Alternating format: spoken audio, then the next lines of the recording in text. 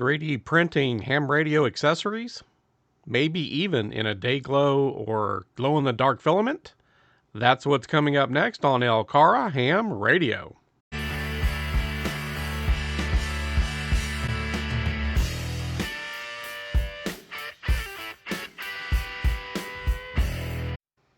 Hello folks, this is Chris, KY4CKP.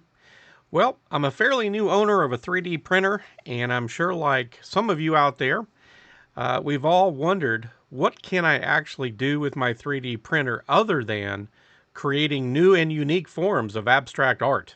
I'm sure we've all been there. We've started trying to print something, and at some point, sooner or later in the build, things just didn't go quite right. And we've had to stop and try again.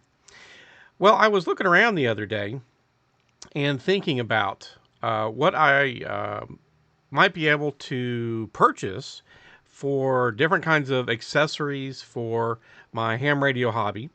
And one of the things that I've needed and came to mind was some sort of a kind of a desktop holder, a stand for actually several Baofeng radios. In fact, I have 4 that are just kind of loose. They're not in any go boxes or anything. And they just flop all around my desktop. And I've got also a few extra batteries for them. And it's just been a big mess, and it's always in the way and stuff. So I started looking around on eBay and Etsy and Amazon and other places. And you can find some little stands for Baofengs and other radios, Yaesu and ICOM and others. But typically they just hold one radio, as you see some of these examples on the screen. And the other thing you'll notice very quickly is the price. A lot of these things are fairly expensive when you consider it's a little bit of plastic, basically. But in the world of manufacturing, things have kind of always been that way to one degree or another.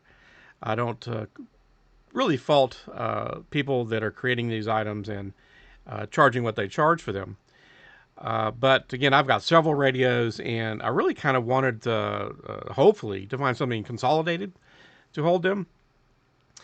And now that I do have a printer, we start trying to think about, what can I use it for? What can I have for fun, or, to solve problems, or help me with any particular hobby? So I kept looking around, and eventually I came across what I think works very well for the issue that I have. Again, these examples that we're looking at, they're good, they're fine for what they do, and some of them work in this one here. You kind of see it close up. It works in basically the same way as the one that I found that I printed myself, actually a few iterations of. But again, if you do have a 3D printer, you can design things on your own. I haven't really gotten that much into the design part of things yet. I've just barely dipped my toes into that and hope to play with that a little bit more. But you can find lots of files that you can print, especially for just home use. So one of the big sites that I think a lot of us are going to stumble upon sooner or later is called Cults3D.com, CULTS 3D, Cults3D.com. And they have stuff not only for the different kinds of 3D printers, but CNC and all kinds of make it yourself, do it yourself at home kind of stuff.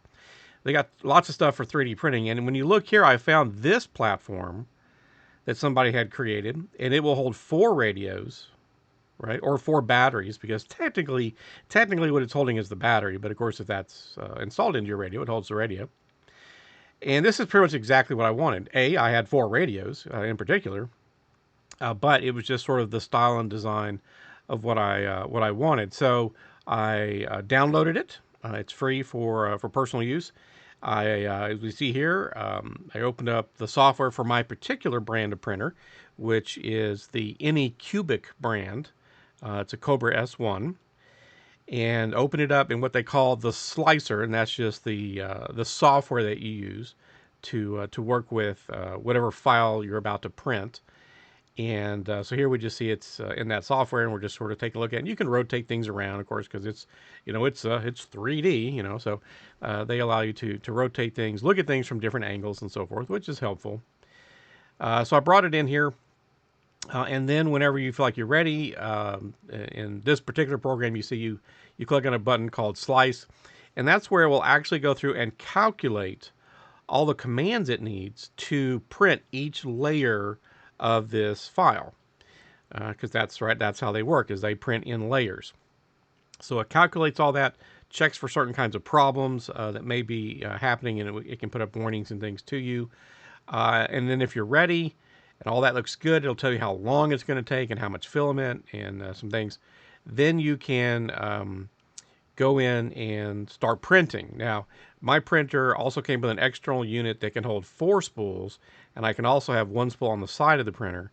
So I potentially can choose from 5 different colors, but a lot of things I've just been doing 1 color at a time, so it's not really that important.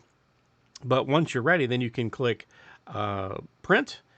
And here we see a time lapse of printing one of these units up on the printer itself. And I think the estimation was 2 hours and was it 20 minutes or somewhere in that range. And so you let it go, and hopefully you don't end up creating a new and unique piece of abstract art. But the vast majority of the time so far for me, and I think for most folks that have printers, usually the prints go just fine. But here we see it printing it off, obviously sped up quite a bit because, again, it was 2 hours and 20 minutes or so. Kind of interesting to see how it just slowly lowers the bed in this particular style of printer, and the print just sort of slowly rises from that bed, and we can see it take shape pretty quickly there. So I printed up, so far I've actually printed up 4 of these. I wanted 2 to get started. My brother wanted 1, so I printed 1 for him. Then I decided to print 1 more and actually just do this video to just kind of cover this subject a little bit from the angle of the ham radio hobby, right? Because a lot of us have various wants and needs in the ham radio hobby. And 3D printing can address all kinds of things. You can print a vase. You can print parts and build a lamp, right? There's all kinds of things. So the way this particular stand works, the batteries on these Baofengs have these little cutouts on the side. You can see the one on that side, and I'll flip it over, you'll see the one on the other side. And so that's what the designer did, is they designed this holder to work with those cutouts, just like the charging base station does, right? When you slip that into the charging base station, right, it slides in those cutouts, and it'll hold your radios. And these radios have the extra long capacity batteries. It holds them just fine. They're not loose. It's quite tight in the beginning. They don't flop around, so it holds them nicely. So what it's technically holding is the battery itself. You can see the battery on the left there. It'll hold a battery all by itself, or the battery in the radio. Now, I think I show this here in a bit. You can set a radio without a battery into the little compartments there, and it'll kind of tip back, and it'll kind of sit there. So if it's just on a shelf or your desk or something, and there's that green one, that camo one, it's just sitting there. It doesn't have a battery in it. So it's just sort of loose, whereas they're pretty firm when they have the battery in there. But it will sit there and just sort of stand it up a little bit and everything. So if you don't have anything too rough going on, it'll do that just fine. So this has worked out great. The tolerances are really good. I've got several radios and several batteries, including third-party batteries. So far, they've all fit and worked just fine in this. So very successful, I would say. And ultimately, since I could do it myself, it didn't cost $10, $11. Now, I also had some of this glow-in-the-dark filament, and it's what I chose to use for the ones that I made for myself, just for the fun of it. Just, hey, if the lights go out, maybe I'll be able to find these things in the dark. But you can have all kinds of choices of colors and styles and types of filaments if you get into, or if you have a 3D printer. And then here, as we start to wrap this one up, folks, I just wanted to do this first video talking a little bit about the world of 3D printing and ham radio, how those two sort of hobbies can collide and work together. But here we can just see, and this was just one set of phrases that I used for searching. There's a ton of stuff out there. And of course, you can get into designing your own very specific needs if you need to.